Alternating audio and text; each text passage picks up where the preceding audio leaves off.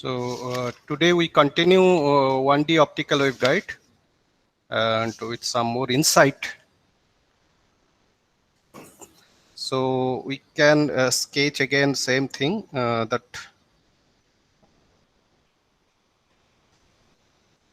we can take like this. So you can have some total internal reflection and so on. So we can say we can mark A, B, C just to refer. So we have shown at least 4 different total internal reflection coming like this.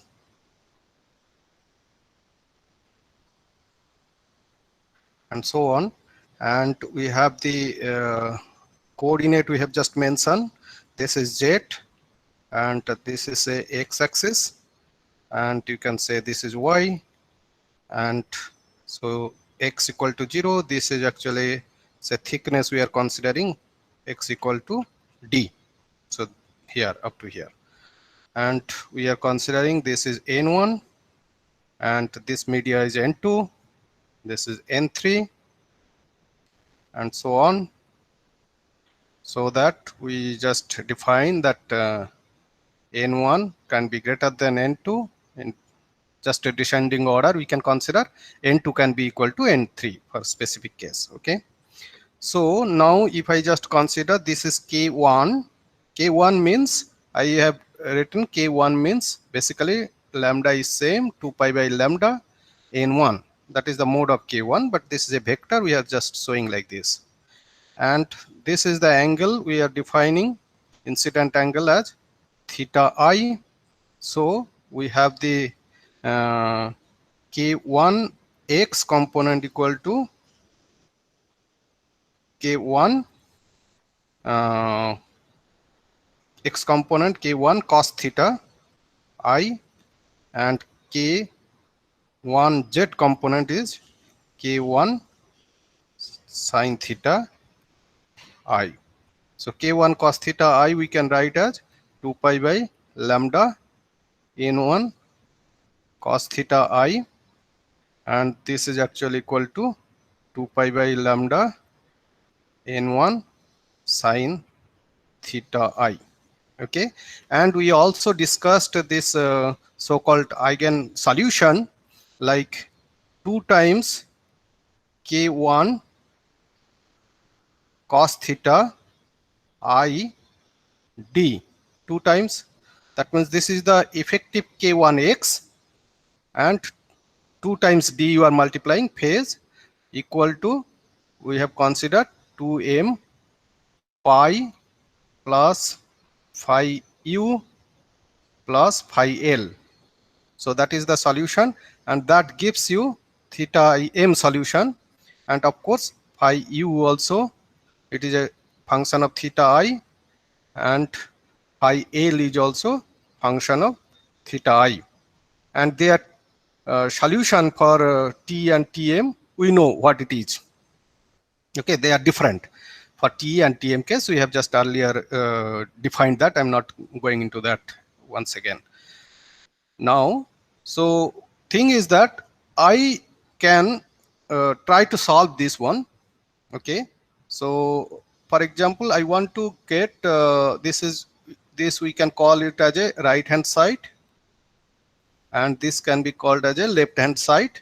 So I can plot left hand side as a function of theta I, right hand side also function of theta I, because this is a transcendental equation. You cannot really get theta I, so both side theta I is there. So but your target is to solve theta im, feasible solution for theta I. So feasible solutions, this is our target, theta im. What would be that value if lambda known, n1 known, n2 known, n3 known, and d of course. So these are the known parameters. So these parameters known, d known, what else? Lambda known. So these parameters known, I want to express if I can find out theta im, that is theta I, incident angle feasible solution, in terms of n1, n2, n3, d, and lambda, and so on. Okay, so fine. Now we can just left hand side, if I just plot something like this. Okay, I just, this x-axis I plot as theta I. Theta I can vary from 0 to pi by 2. Let us consider this is your pi by 2. Okay, and y-axis I just mention either left hand side or right hand side. So I will plot left hand side first, and then I will plot right hand side. Then where is the intersection? That will be your solution for theta I m. Okay, so first we say that, okay, once more I write here equation, that equation writing here would help us. So we have 2 times 2 pi by lambda n1 cosine theta I, that is the left hand side. Left hand side this one, and right hand side is, Sir, one D is there. sure, thanks. So that is left hand side, and right hand side equal to, say, I think it is a longer one, phi u lower plus phi l plus 2m pi. So first thing is that I can try to find out theta I 0, that will be corresponding to m equal to 0.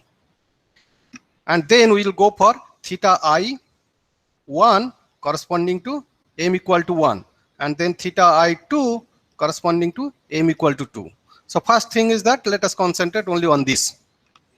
Okay, so if I try to sketch left hand side, how it will be looking like? So it is a basically d is fixed, n1 fixed, lambda fixed, and others constant. So it is basically cos theta I. Cos theta I, when theta equal to 0, you know that some value you will be getting. For left hand side, if I plot, what is that value?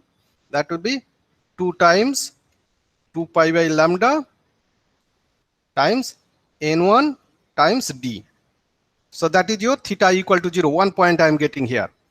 And when theta equal to pi by 2, that is another point will be there. So basically it is a cosine function, so you will be getting something like this, right? Cosine function, this is your left hand side. So this left hand side is constant as long as n1 constant, d constant, lambda constant, left hand side. But right hand side, it is going to be varying, right? So m will be 0. Again, phi u is all, phi u and phi l also, it is a function of theta you will be getting. For a given m value, it will be actually constant, or particular nature characteristics you will be getting. So suppose I want to plot phi u, and then I want to plot phi l. How it will be looking like? You have already sketched that, right? Assignment given. So phi u start from, say, particular angle, say theta cu, right? And phi l will start from where? Theta cl. Which one will be higher, theta cu or theta cl?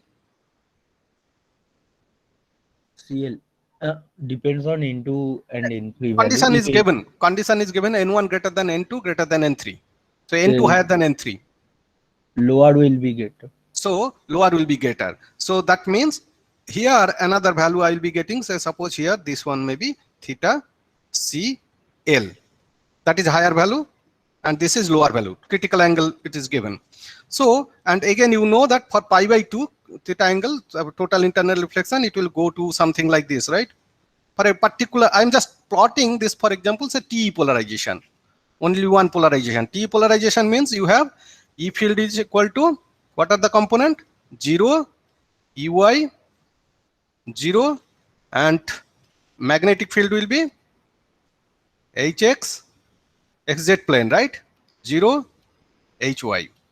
So that is what, if I just go back to previous one, this is jet, we are writing like this. Fine.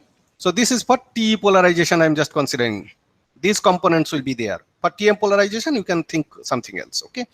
So for TE polarization, I have the phi u expression, I have the phi l expression. I can just, for u, I can write something like this. Some expression will be like this, up to pi by 2, I can plot something like this. And theta cu CL also, it will be something like this. So this is, perhaps you have already plotted and you have seen like this type of characteristics, right?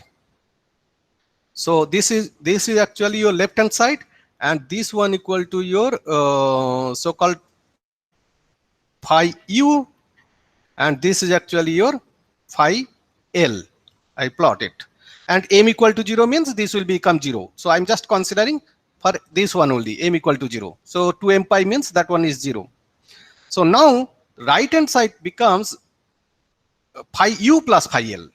So phi u plus phi l means up to here only your phi u exists, and after that you have phi l exist. So that means beyond that, this one will be added. This curve, maybe I can put maybe red mark.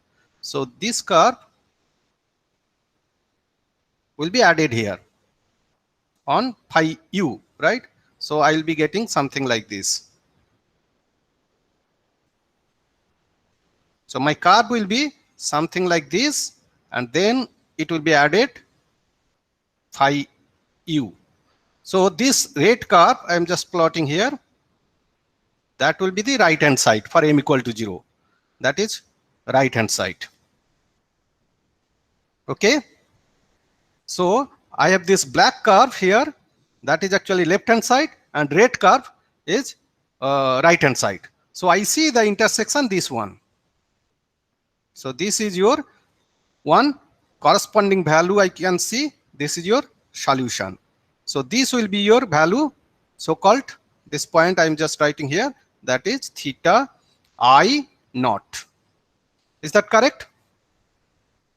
So for a given n1, n2, n3, and d, and of course lambda. So these are the known parameters in front of us. And then 1D optical waveguide. Then I see that for a given d, etc., and if I plot like this, you can get a solution for m equal to 0, and that theta I not equal to 0. Eventually, incidentally, what is seen here, theta I 0 is greater than both theta cu as well as theta cl. That means this solution also simultaneously giving it is greater than the critical angles both in the lower interface as well as upper interface. That means this solution, this feasible solution, it satisfies this equation, this left hand side equal to right hand side, as well as it satisfies total internal reflection. So this is a feasible solution. So this is definitely a feasible solution. It can happen, suppose I'm just thinking, suppose you are changing your d value, lowering the d value, such that you get something solution like this. Left hand side will be something like this, for example.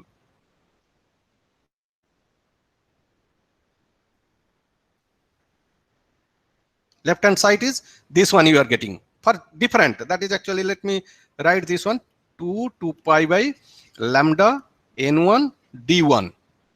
Some different value, d1 is lower. That means thickness, in this case, I'm just considering this thickness is, earlier it was d, now I'm considering d1, which is lower than d. So then what is the solution I'm getting? I'm getting this solution. So this solution, if you see, you get a theta I naught for sure, but it is actually greater than theta cu but lower than theta cl. That means it can give you total internal reflection in the upper interface, but since it is lower than the critical angle of the lower interface, so it will not give total internal reflection. That means what will happen here at point B, you can have a total internal reflection, but point C, you will not have total internal reflection. There will be some leakage will be there. Their transmitted wave will be there. So here also it can have reflection as well as you can see some kind of leakage also, leakage to the substrate, lower medium. So one side it is actually giving you total reflection. After few reflections, you will see that light is actually gone. So everything will be leaked to the lower cladding. That means it is called substrate mode. So it will not be guiding. So you need a solution which should be greater than both, at least greater than theta CL, right? Then you can get a certain solution. Okay. Any question? Now, if I just consider that m equal to 1, left hand side will not change. Whatever the black curve I have just written here, left hand side, that will not change. But what happens to right hand side? So right hand side, these curves, these red curves, whatever I plot it, along with that, what has to be added? You have to add 2 pi. And that is flat for all things. That means you have to just go along the y-axis somewhere 2 pi, maybe let us consider this is a 2 pi points, suppose. Then I will have all values will be there up to theta cu, and then you will be getting something like this. This is your next solution for m equal to 1, and this is m equal to 0. So in that case, where is the solutions you are getting? You are getting solution here. So this solution, you see, you will be getting theta I1. In this case, theta I1 is lower than the theta Cu and theta Cl as well. So that means that is not supported. So if your left hand side is like that, that is definitely not supported.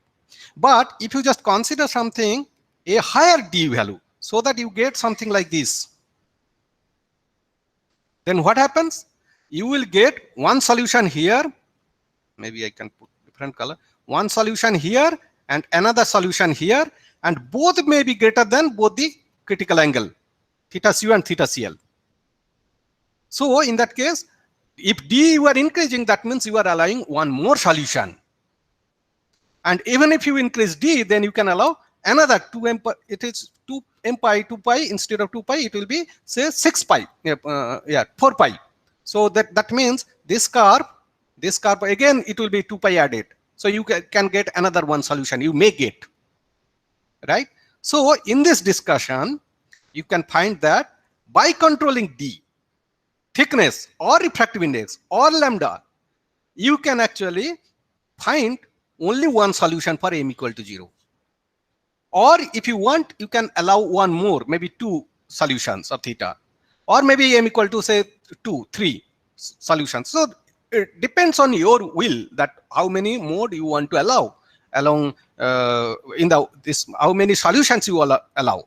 So these solutions are called basically corresponding to different mode. So that means I can have one solution theta I0, theta I1, and theta I2, and so on. These are actually your solutions corresponding to mode, various mode. This is all T polarization, but along T polarization, within T polarization, you have various modes. Various modes giving various angle of solutions. So what is the implication of these solutions? We need to understand now. That is very important. Just you should not just stop with your solutions alone. You should need to say what is its outcome of these solutions. Obviously, from this case, you can clearly see that any for given these parameters, if you have these 3 solutions are there, then obviously theta I0 should be greater than theta I1, should be greater than theta I2, and so on. So that means fundamental mode, that means fundamental I'm talking when m equal to 0. That is actually angle is largest. As you go for higher mode, the angle will be decreased, solution will be decreased, and so on. Any question? If not, let us move.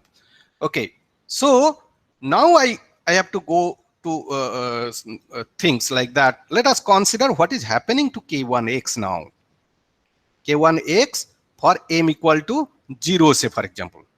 What is that? M equal to 0, K1x, I have 2 pi by lambda n1 cos theta I naught. Is that correct? And K1 x m equal to 1. What I'll be getting? 2 pi by lambda n1 cos theta. That means this kx component is now discretized, and k1 x m equal to 2. It will be 2 pi by lambda n1 cos theta I 2, and so on. So this will be going like this, and this will be going like this. Now if I just try to find out k1 z component for m equal to 0, that will be actually equal to 2 pi by lambda n1 sine of theta I naught. Same, k1 z m equal to 1 equal to 2 pi by lambda n1 sine theta I1. k1 z m equal to 2 equal to 2 pi by lambda n1 sine theta I2. So this will continue like this. Okay. Now let us try to see what is the wave when it is just propagating in the as a different mode, how its shapes will be looking like. So if you just go back to that thing here, you see this one here. I said that this k1z actually longitudinal, it's a component giving you longitudinal direction solution, and k1x is the component giving you transverse direction. So I can just from this concept I can see that, and again for T mode I know that what are the fields. For electric field it will have only y component, magnetic field will have x and y component. Once you know electric field, then x magnetic field x component and y component you can derive directly from your Maxwell's equation. Okay, so let us concentrate on only on Ey, how it will be looking like. Ey component, this is a 1D waveguide, right? This would be x dependency is there, z dependency is there, and t will be there, right? Ui component, because in the waveguide if you see longitudinal direction z, vertical direction x, y direction infinitely extended. So when it is infinitely extended, that direction I don't have information, I can consider along y direction it is just constant. Okay, so in that case what is that? I can write some kind of Ey0 amplitude and e to the power j omega t minus k1z minus plus minus k1 x. So that is the solution. Omega is the frequency, omega equal to 2 pi c by lambda. As long as lambda is fixed, omega is fixed, and I have only one z component, longitudinal component only one. But whenever I am considering k1x, it has a total internal reflection, it has forward propagating and backward propagating. I am just writing plus minus. So that means omega t minus k dot r. I'm just writing like this. So this can be written as, you just something, write a constant amplitude, and then you can write say you can write superposition of these two things. I can write something like that. Just see that I am writing e to the power plus j k1 x plus e to the power minus j k1 x e to the power j omega t minus k1 z. Are you okay with this? So this is the solution. Now the first, within the parenthesis, whatever I have written, if you see, you can get something like this type of solution. Ey x z t equal to Ey0 some amplitude and cosine k1 x times x e to the power j omega t minus k1 z times z. So what you are getting, this is a constant, and obviously ui means only you have this ay component will be there, right? So you will be a ay component is there. That's for T polarization, T mode I am considering solution is there. So if you try to see, yes. Sir, I think 1, 2 will be there because we have to. Yeah, divide. that's a constant. Okay, sir. You have to multiply 2. That's fine. I think that is, as long as it is a constant, you just consider it is normalized or something like that. It can be absorbed. You should be 2, as you are correct. That is 2 things are there. So that is hardly matters. So matter is how it is varying as a function of x and how it is varying as a function of z and how it is varying as a function of t. Because this is a xzt function. Some constant is something always you can normalize. That depends on what is the power level. Clear? Now you see this k1x is basically has discrete solution. You remember that? And k1z also correspondingly has a discrete solution. If given k1x, it is actually defined by k1x square plus k1z square. That will be actually k square, right? So once k1x is discretized, that is actually depends on 2 pi by lambda n1 cos theta I naught im, right? That is discretized like m theta im. That is actually k1x. That means k1z also discretized, and so that they are actually satisfying this equation. So one set of k1x you get, that means you get k1 0 and k1z 0, say for example we are writing k1x 0 and k1z 0. They are actually related. That means this x dependency cosine function will have a certain shape, and correspondingly you have some kind of phasor relationship is there. So suppose this cos dependent for a given value of theta naught. Okay, suppose you have your waveguide like this, and this is your x. You just see, this is actually a very good point to visualize your waveguide modes. This is your z. Now you see, for this simple solution, simple understanding, you see along x direction, it is something like that cosine function. It can be cosine function means you can design the boundary such that for m equal to 0, you get maxima in the center. And you know that beyond that, there will be exponential decay. And this corresponding to your, say, theta I naught, for example. Theta I naught means you are got k1x naught you are considering. And because of that, you have a certain cosine function you are getting. And that shape, that field is fixed. And for that one, you have also finite solution for k1z. So this shape will have a certain phase. Certain phase means certain phase velocity. So this shape will be traveling with a certain phase velocity defined by j omega t minus k1z.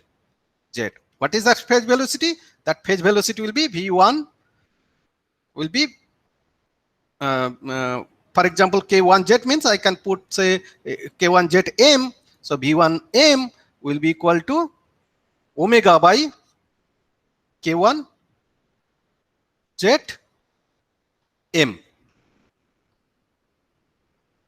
I hope all of you are with me, right? Any problem to understand so far? So now I could explain that you have a certain shape along x direction. Shape means certain profile that is defined by k1x. That is a cosine function here. And that certain shape will have a phase velocity. These shapes with certain phase velocity are actually distinct mode. So they are mode. So in a waveguide, you have different type of modes. And each mode, they will travel with a different phase velocity. Is that clear? So you now within this very simple example, I can visualize that different modes means their field distribution will be different and their phase velocity also will be different. So different modes will travel with different phase velocity and their shape will be different. So another one, for example, you can have something like this. The next mode will be like this, and their corresponding velocity will be also defined by this one, m equal to 0 here. This one you have to put 0, and this one will be put 0, then one value will be getting, and then if you are putting 1, then you have to put 1 here, you will get another velocity.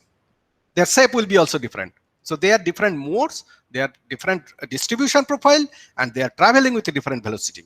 So these are modes. Now let us try to analyze a bit on the phase velocity. So to understand the phase velocity, you have to go for k1 sine theta I, right? That is your k1z m, right? K1z m, that will be actually theta I m we are writing. So what is that? We are writing 2 pi by lambda times n1, right?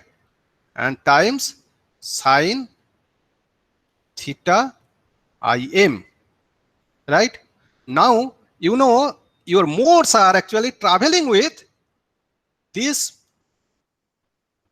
This is your basically k1, and mode actually the shape, the distribution I was talking, mode field distribution, that is cosine function, right? So that shape is having a k1, but with a this additional factor. If it is a homogeneous medium, normally any direction it would be traveling, the k value would be 2 pi by lambda times n1. But when it is taking a mode shape, then this n1 is multiplied by sine theta im, and sine theta im is having a discrete solution. So we name this one is something called n effective equal to n1 sine theta im. That is called effective index. Effective index of mth mode. Effective index of the mth mode. So if it is, I'm considering the fundamental mode, n effective, say I'm writing 0. 0 equal to n1 sine theta I0, and n effective 1, I'll be writing n1 sine theta I1. N effective 2, I'll be writing n1 sine theta I2, and so on. Now tell me, that means I can say that my fundamental mode will have an effective index of this, and first order mode will have an effective index this, and then second order mode that will be like this. And we know any field distribution of phase velocity equal to, you can write that phase velocity v1 means I'm talking only about core here, that is meaningless here because it is a 3-layer system. It is m, we are writing omega times k1 m, right? So if you just write omega times k1 bit, that is actually coming like a little bit, do omega value 2 pi c by lambda, 2 pi by lambda this one, that will be coming like c divided by n1 sine theta im, or c by n effective m. That means mth order mode, what is the effective index? C by this one. So this shape actually traveling, this shape, there's a fundamental mode shape, this distribution. So they will be traveling with a phasor function like this, and they will have a distinct phase velocity, and that phase velocity is defined by this one. Sorry. This is your phase velocity. Now I have a quick question for you. You have to answer. You see, if it is a homogeneous media with n1 refractive index, what would be the phase velocity? C by n1. But when is the waveguide, when it is in the waveguide and traveling as a mode, then phase velocity is like this. Obviously, n effective m is less than n1. Is that correct?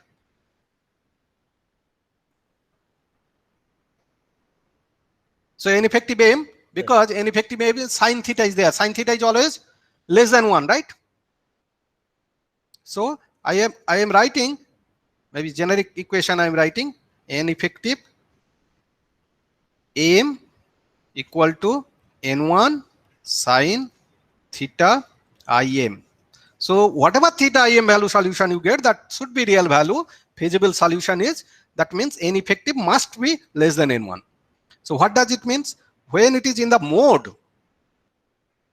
instead of core material medium, homogeneous medium, it is traveling like a mode, then the phase velocity is actually increasing or decreasing? Tell me. Increasing. It is increasing. So in a mode, actually, when it is mode, that phase velocity, we say that light is confined in the core, but when it is confined in the core, it travels with a higher phase velocity. Can you interpret why is this so? Let's say mathematically it is coming all right. How you justify that? You just make two different medium, both sides as upper cladding and lower cladding, and then its phase velocity is increasing. It is traveling faster. The phase is traveling faster. How will you interpret that qualitatively? How that is possible? Just suppose someone, layman, they don't know Maxwell's equation, all these derivations, something like that, but they know some kind of that, okay, this type of thing is there and it is traveling now, phase velocity is faster. So how will you answer that? You think that next day you will be answering. I don't want to give all the just small this type of answer. Better you think and then we can discuss if it is still not clear. Just qualitative answer. So always you have to think, always whenever you are doing for designing things, you cannot really guess everything, derive mathematical things and simulation and then try to get a solution. That is the point. You need an initial guess. That initial guess, to actually have that initial guess, you need some kind of qualitative understanding. If you have that type of qualitative understanding, you can do initial guess and you can very fast come to a good design, optimized design of any device. So this guess is very important. Qualitative understanding will help. You try to do that. Now, and another thing, now next question is, what would be the order? I have n effective 0, n effective 1, n effective 2. Which one will be the highest?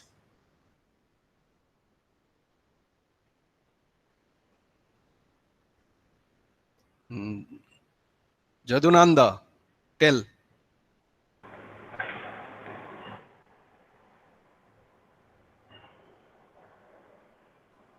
You know what does the question? Yes, sir. Which of the n effective is greater? So we have different modes. We'll have different effective index. Is that correct? Yes, and the expression depends on theta I.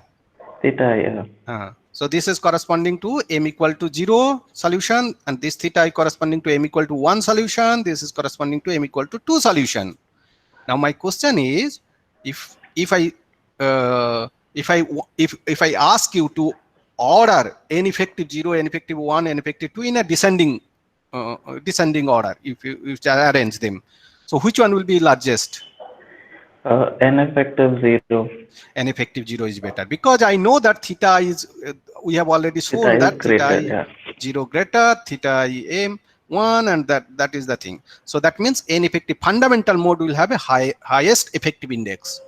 So that means this fundamental mode will have highest effective index, means lowest phase velocity, because this one will be highest. So that means fundamental mode will be traveling slow, with a slowest velocity. then next one, then next one. So as you go for higher order mode, they will be traveling faster and faster. Okay, so that thing you should visualize. So higher order mode traveling faster and faster. Phase velocity I'm talking. Why is that? Why that is happening? So mathematically it's fine. Qualitatively, what could be the reason? And another thing is that, another question you should think. I want you to think first, then we come to the answer. Another thing is that, well, we have the waveguide. From whatever discussion we did, right? That discussion, suppose you have a fundamental mode, it can be cosine function like this, you know, there will be decaying function will be there, this thing and this thing will be there. And then if you just go for a higher order mode, m equal to 1, you can think something like this. So that decaying function always will be there, right? Otherwise, that is not a solution. Okay. Now you see this decaying function is there, this decaying function is there, this decaying. Now you have to answer very quickly. You should be able to answer now. This is also a skin, just evanescent field is there. Here also evanescent field is there. Which one will be more extended, or which one will be more confined? This fundamental mode, m equal to 0 mode or m equal to 1 mode, which one will be more confined? That means evanescent tail will be less. In the cladding region, this tail will be sharply falling. In which mode? The fundamental mode. I just compare these two. You can compare also one more mode you can add. Which one will be more confined? Anyone can tell. Then I will understand that you are really understanding my class.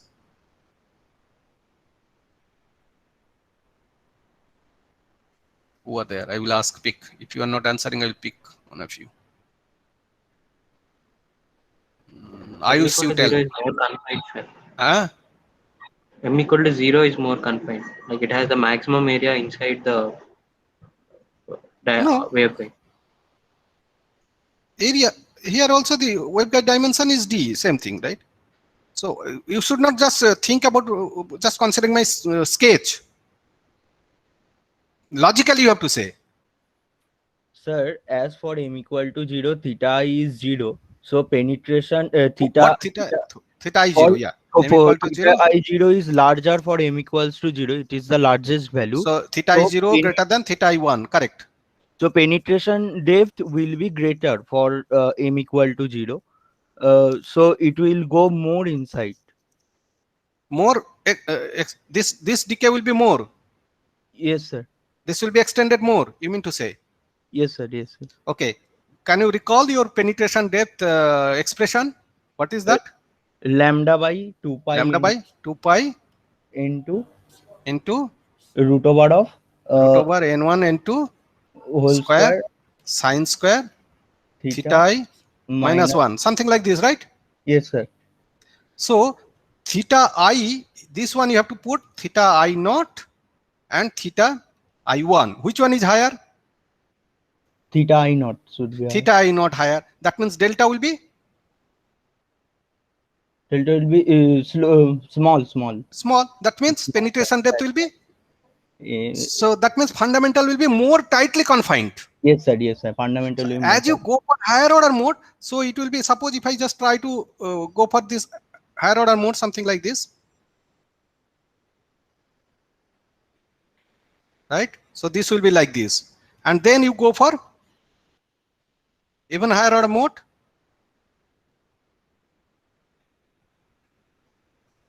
So if you go for higher order mode, then what will be seeing? It will be something like this. Okay, it will be something like this. And then higher order mode, something like this. What do we see? So you can find after a certain value, so as you go for higher order mode, it will be less confined, and finally it will be as if like a continuous medium. It will not be confined at all. So that means those are actually leaky modes. So you can find up to a certain mode number, it will be something like that well-defined mode shape. And after that, you will see that along x direction, it will be leaky. It will be just like as if like a homogeneous medium it is going like. Right? Some discrete values will be there. So those type of things you need to understand. And then Now next question you should keep on thinking. All right, so you can quantify. Once you know theta I value, you can solve for a given n1, n2, n3, lambda, d. You can get all the solution from that graphical. You can take help of MATLAB, right? And you can get all the solution. And once you get the solution, you will be able to know which one will be, how much it will be penetrated. So more leaky is not good. You want something for your device application. This is, though I am discussing 1D optical waveguide, very little practical application is there, but this concept will carry forward for all the discussion. Qualitatively, we will start from here. Okay, whether this penetration is how much, and that helps us to design a variety of optical components we will come to know later. So this is very important. This part is very important. Because that is how you can actually insulate one waveguide from other, or you can want to interact one device to another device. This part will be very important. We want to use that actually intensively, I would say. Okay, so you cannot ignore this thing. Now question is, next question, I think Subarna Ramon, you can set one more assignment to them. Just find out, suppose n1, n2, n3, some value it is given. n1 equal to 3.46, n2 equal to say 1.46, and n3 equal to say 1.00, lambda equal to 1550, just single wavelength you consider. And now find d minimum, this thickness, value of d minimum, such that at least one mode will be supported.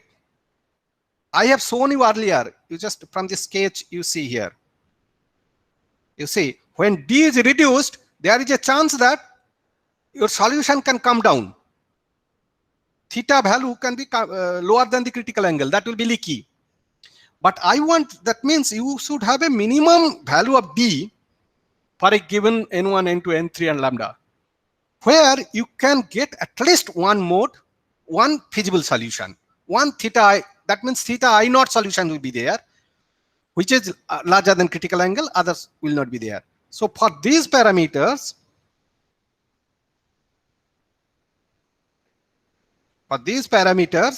you try to find what is the d minimum value. And then once you find that one, next question you should be answering that if n2 equal to n3 equal to 1.46, n1 equal to same, n1 equal to 3.46. That is a symmetric case. Upper cladding, lower cladding, same. Oxide and core is silicon. In that case, what would be the d minimum for supporting at least one mode? So this is a first question, and this is a second question. And next question is that both cases, you try to find out d max. What is the thickness, maximum thickness you can afford, so that you can allow only one mode? This is at least one mode will be, you are getting solution. And d max, you have to find the thickness that will support maximum, at max, one mode. You understand? You can find out the two question difference, right? This is the minimum thickness required to allow at least one mode. And this is the maximum thickness so that it can support only one mode. Suvarna, you are okay to set assignment? Yeah? Yes, sir. Yes. So these three questions you just put in a nice way and to upload in the module so that they can submit. Okay. Okay, Okay, sir. fine, good. So any questions? I want to stop here today. Sir, sir, we have to do this problem by mathematics or just by simulation? You do whatever way you want. Okay, sir. We need an answer. Ultimately, solution is important.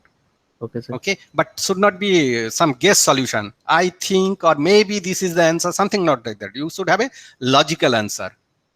If you can give a logical answer without any logical, but you have to quantify, right? Numerically, you have to find out that. So logical answer and with a proper support, then fine. And simulation is also okay. Whatever simulation, I think as an engineering student, you would be liking that. How to minimize your effort to get a solution, right? So you should not come to a solution after 3 pages or 4 pages of derivation, right? So that also you should keep in mind. But thing is that derivation for your own purpose you can do, but whenever you are uploading, that should be to the point answer, okay? Sir, last date for submission? You just decide. I leave on you, because you guys will be evaluating, and that should not be delayed, and no request will be entertained, okay, for extension. I think you just judge yourself, and then you just submit, ask them to put. It Okay. should not take much time, I think. Yeah. All right, so I stop here.